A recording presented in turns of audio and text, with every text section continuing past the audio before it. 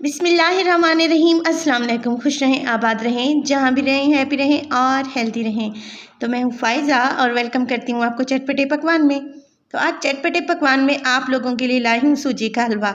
देखिए, सूजी का हलवा बनाना कोई मुश्किल काम नहीं है, मगर बाज़ लोग जब सूजी का हलवा बनाते हैं तो वो पानी छोड़ जाता है, एक लई की तरह बन जाता है, या तो फिर उसमें घी ज़्यादा हो जाता है या फिर चीनी। तो एक परफेक्ट सूजी का हलवा किस तरीके से बनाया जाता है मैं आपको बताऊंगी कुछ टिप्स एंड ट्रिक्स के साथ। और इसमें एक ऐसा सीक्रेट इंग्रेडिएंट शामिल करेंगे जिससे इसको चार चांद लग जाएंगे। और इसका जायका तो बढ़ेगा ही, मगर आप इसका टेक्सचर देखें, कितना ज़बरदस्त नरम और मुलायम सूजी का हलवा तैयार हुआ है। रेसिपी को एंड तक देखें। रेसिपी अच्छी लगे तो प्लीज़ लाइक कर दें और चटपटे पकवान को सब्सक्राइब भी कर लें। तो चलें जल्दी से चलते हैं अपने किचन में और बनाते हैं मज़ेदार सा ये सूजी का हलवा। तो परफेक्ट सूजी का हलवा बनाने के लिए सबसे पहले तो एक पतीली मैंने ले ली है और मैंने ले लिया है एक टी मग जिसमें हम चाय पीते हैं और हर घर में मौजूद होता है। मैंने ये टी मग इसलिए इस्तेमाल किया है कि आप लोगों को इजी रहे। अब मैं इसमें डालूंगी पानी में इसमें शामिल करने लगी 3.5 कप, यानी कि 3.5 कप मैं इसमें पानी डाल दूंगी।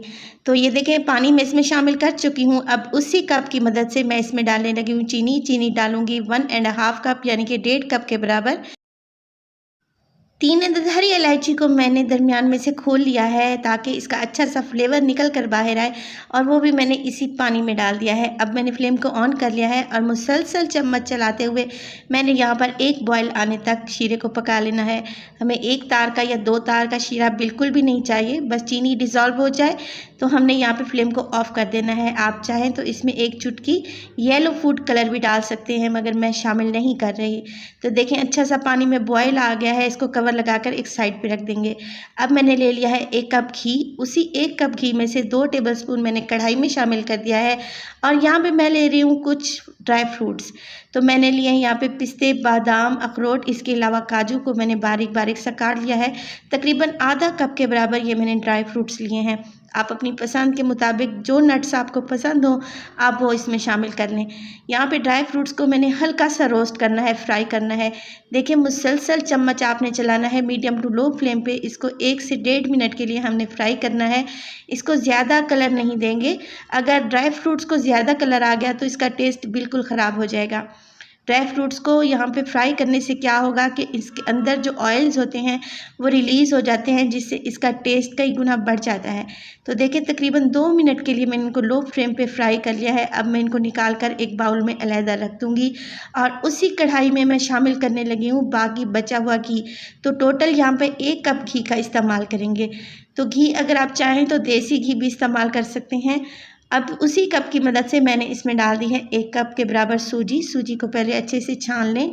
इसके अलावा जो सीक्रेट इंग्रेडिएंट मैं आपको बताने लगी थी वो है बेसन इसमें शामिल करेंगे 2 टेबलस्पून। बेसन से इतना ज़बरदस्त फ्लेवर आएगा सूजी के हलवे में और एक बेहतरीन टेक्सचर आएगा। हलवा बिल्कुल नरम मुलायम बनेगा और इसकी खुशबू दूर दूर तक जाएगी। तो ये मेरी एक टिप है, आप ज़रूर 2 टेबलस्पून बेसन सूजी के हलवे में शामिल करें। देखें, ऑयल में मैंने बेसन को और सूजी को अच्छे से मिक्स कर लिया है, कोई भी गुठली बाकी नहीं रहनी चाहिए। अब यहाँ पे मैं इसको भूनूंगी तकरीबन 10 से 12 मिनट के लिए बिल्कुल लो फ्लेम पे, जब तक इसका कलर लाइट गोल्डन कलर की तरफ नहीं चला जाता। आपने कोशिश करनी है बिल्कुल लो फ्लेम पे आपने सूजी और बेसन को भूनना है। जितना लो फ्लेम पे भूनेंगी सूजी का कलर उतना ही अच्छा आएगा और उतनी बेहतरीन खुशबू आएगी। अगर फ्लेम को आपने हाई कर लिया तो सूजी बहुत ज़्यादा डार्क हो जाएगी। देखिए, सूजी अच्छे से भून चुकी है। 12 मिनट के लिए मैंने इसे अच्छे से फ्राई कर लिया है। इसका कलर हल्का सा खूबसूरत सा गोल्डन हो चुका है। अब इस स्टेज पे मैं इसमें शामिल करूँगी शीरा जो हमने बना के रखा हुआ था। अगर शीरा ठंडा हो जाए तो उसको हल्का सा गर्म कर लें। नीम गर्म शीरा हमने इसमें शामिल करना है।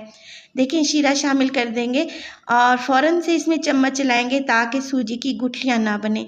जैसे जैसे शीरा को मिक्स करते जाएंगे सूजी में, सूजी फूलने लगेगी और सूजी ये शीरे को अब्जॉर्व कर लेगी। तो ये एक परफेक्ट रेशो है। माशाल्लाह से एक ज़बरदस्त सा हमारा सूजी का हलवा तैयार होगा।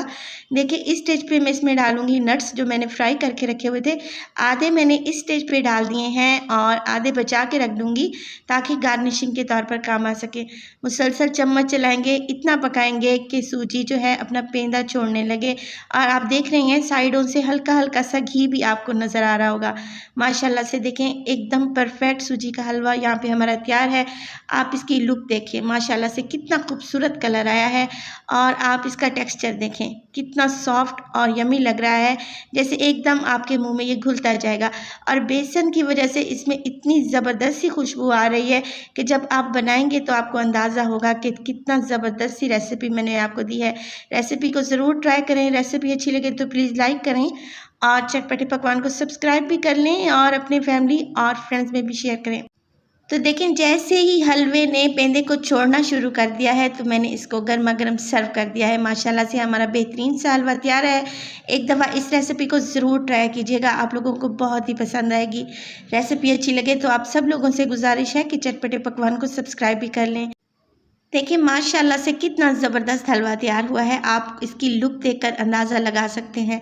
तो अपना बहुत सारा ख्याल रखिएगा, फ़ाइज़ा को भी अपनी दुआओं में याद रखिएगा। मुझे दीजिए इजाज़त। टिल देन, अल्लाह निगहबान।